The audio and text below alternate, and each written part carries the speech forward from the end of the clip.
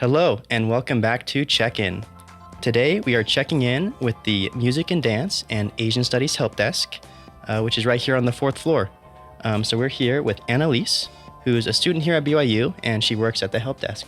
So Annalise, would you like to introduce yourself? Yeah, absolutely. So I am studying commercial music here at BYU, and I've been working at the library for about 2.5 years. So my title is a reference assistant, and we help people with everything from like their basic needs in the library, like how do I print or where's this room, to sort of deeper research level stuff. So. Okay, thanks for being here. And before we get any deeper into exactly what you guys offer, I have to ask, I'm very curious, what's the deal with the desk being Music and Dance and Asian Studies? Is there some sort of connection there that I'm missing? So not necessarily, but it's just that those are the two collections that we have on this floor. So we have our big Music and Dance collection, and then we have our big Asian Studies collection. And all the rest of our foreign language material in the library is up one floor on the 5th floor, but Asian Studies is kind of special. It gets kind of its own space. So we just cover both of those areas because that's where our desk is. Okay. I'm sure there's someone who's studying Music and Dance and Asian Studies, and they just love that place. Yeah. I also wanted to ask, what's up with all the construction going on the fourth floor? What are they cooking up in there? So we have some exciting changes happening on the 4th floor. They did the south end of the library within the last few years, and there's some really awesome changes there. And now they're more working on the north end where our music collection is. And sort of the idea is making a more open space in the library, making it more accessible to students. Some of our collections are going to be more accessible after the construction. So like our harp collection and our vinyls are going to be a lot more open access to students, which is exciting. And then they're also going to be making some rooms that people can like test out some of our sheet music in and stuff like that. So I know it's a lot of construction, but most of our material is all still available. So okay, that's good to know. And do you know when they're going to wrap that up? Is there? No one knows. No one knows? Okay, that's how it goes. No one knows at BYU. Let's say I want to focus on kind of music and dance side first. Let's say I'm a music major or a dance major. What resources can the library offer me? Yeah, we have so many resources. In terms of music, we have a huge collection of just sheet music that anyone can check out. You don't have to be a music major. We do have tons of classical music, but we also have stuff like jazz and pop music and like film scores. So we have a huge collection of sheet music. And then we also have books about like dance instruction, dance history, music instruction, music history, all that kind of stuff. We also have up-to-date, they're called periodicals in the library, but it's easier for people to understand if I call them magazines. And so we have those related to music and dance, and they're updated however often that periodical is updated. So some of them are monthly, some of them are bi-yearly, stuff like that. And those are all available for students to use. And then we also have a ton of CDs and audiobooks so we have music on the CDs, but we also have DVDs, and we have like feature films and popular movies, but we also have recordings of ballets and recordings of concerts and musicals. So there's really everything. We have so many resources in terms of music and dance. Okay, do you still have people checking out DVDs in this We day do, and age? we do. And I know that we've shifted a little bit more towards digital media instead of physical media, but I think that physical media is kind of coming back a little bit. We also have resources in the library. I know most people, they don't have a DVD player at home, but we have viewing rooms in the library. You can check out a movie and then watch it right here.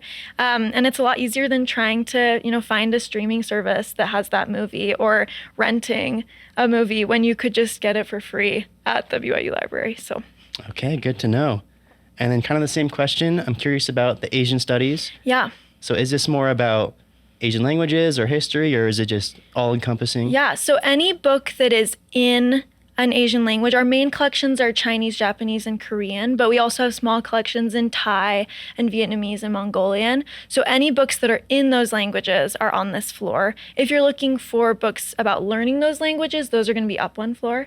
But anything that is in those languages is on our floor. So it could be about the language itself, it could be about history, it could even just be like popular reading in that language. So that's our main Asian Studies collection, but then we also have a really cool resource that we have. It's called the Asian Language Reading Shelves. And so for Chinese, Japanese, and Korean, we have books from level 0 to 6, like they're organized from beginner to advanced learner, so that people who are learning those languages have books that they can read more easily than if they're trying to find, these books written for people who are very proficient or fluent. So we just have the whole range for people to use. Yeah, I recorded a lecture down on the first floor where they were talking about some of these books in Japanese, where they like kind of, it's like real books, but they dumb it down a little bit and they have pictures. And I learned Spanish, and I wish I had a resource like that. Absolutely. So that's super useful. And once you get to the like slightly more advanced levels, we have like Harry Potter and Japanese and stuff like that, so that it's accessible for you instead of a really thick history book or something like that. Okay, so what do you think is the most underutilized service that either your help desk or just the library in general offers? I guess a couple of things that are specific to my area is that we have a lot of digital resources that are free through the library website and through your BYU account that a lot of people don't know about. So we have a streaming service that we have access to called Canopy, and it's a little bit more academically geared. So there's a lot of like educational videos and documentaries, but there's also some like more obscure movies and foreign films, and you have free access to them through BYU, which is really cool. We also have 2 language learning services that are kind of like, one of them's kind of like Duolingo. They're called Mango and Pronunciator. And again, just totally free through the library that you can use to hone your language skills. Because I know it's not for everyone to check out a book and try to learn a language that way, but we have all these digital resources that can also help you with your language learning. So those are some of my favorite resources that I wish people knew about. So. Yeah, I took a film class and we used Canopy. It's actually really good. It's like Netflix. Yeah. And there's a lot of really good movies on there. Yeah. So I recommend that one. So we like to ask this question. I like this question. Is there any just general advice you'd give to BYU students? It could be anything. Yeah, okay. I think because I'm a reference assistant at the library, it's going to be kind of related to that. But I feel like there are so many resources that people don't take advantage of. And like there's academic resources, but there's also social resources. So like I would highly encourage people to go to events for their major, but also just events on campus. There's always something super exciting happening on campus, and there's always free stuff usually. And there's also like lots of opportunities to make friends or network and make connections. So I would say like socially and academically, there are tons of resources for you. Like before I started working at the library, I had no idea that I could rent out a music studio to use. And I'm a commercial music student, and the way that I ended up making my portfolio to apply to that program was using the BYU music studio in the library. So there are so many things that can help you further not just your education, but also your hobbies that are just free for you to use. And so I would just recommend that people look in to see like what's going on campus, what's going on at the library, because I think there's just really awesome, helpful events and resources. Yeah, I'm in the same boat. I think we need to start taking advantage. We're not here forever. Yeah. So I agree. Is there any other last information you'd like people to know about your sector? I guess just come to the library. I think it's an awesome space. The 4th floor is great because it's a social space. Like we're not a quiet floor, so you can chat with your friends. You can work on group projects here.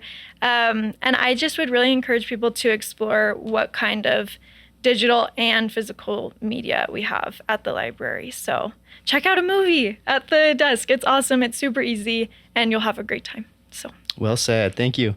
Thank you for being here, Annalise. We really appreciate your time. And thanks for checking in with us today. And make sure to check out the Music and Dance and Asian Studies help desks and areas of the library right here on the 4th floor. So that's it. See you next time.